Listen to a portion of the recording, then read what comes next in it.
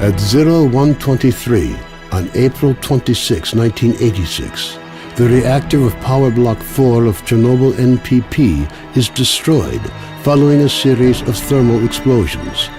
The resulting radioactive cloud moves across the European part of the USSR, Eastern Europe, and the consequences of the disaster are so serious that the government is forced to begin evacuating the residents of nearby towns and villages.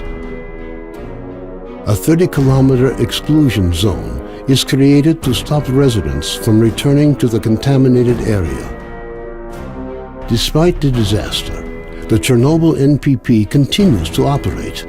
The existence of a power station, as well as the fact that the area is no longer inhabited, leads the Council of Ministers of the USSR to set up on June 11, 2006. The exclusion zone lights up with a flash of blinding light as clouds can be seen evaporating in the sky. After a moment of complete silence, a peal of thunder shakes the ground. Most of the government forces guarding the perimeter are killed instantly. 2008. Scientists are still unable to explain what happened. Rare expeditions into the zone usually end in tragedy, with survivors telling stories of mutated animals. According to various estimates, by 2010, the zone is home to between 100 and 300 unknown individuals.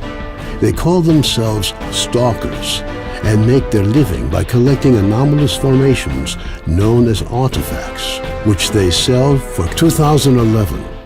Despite military cordons, the stalker phenomenon is growing in numbers. However, stalkers travel primarily around the zone's edges, with the center remaining terra incognita. 2012, a stalker called S.T.A.L.K.E.R solves the secret of the brain scorcher, a man-made emitter that had blocked the way to the center of the zone for years. After the brain scorcher is disabled, all stalkers rush for the center of the zone, some in hopes of finding a treasure trove of artifacts. Others, the government decides to launch a large-scale military operation.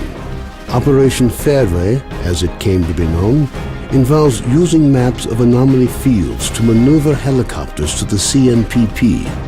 Despite meticulous preparation, the operation is a failure, and none of the helicopters return from the mission.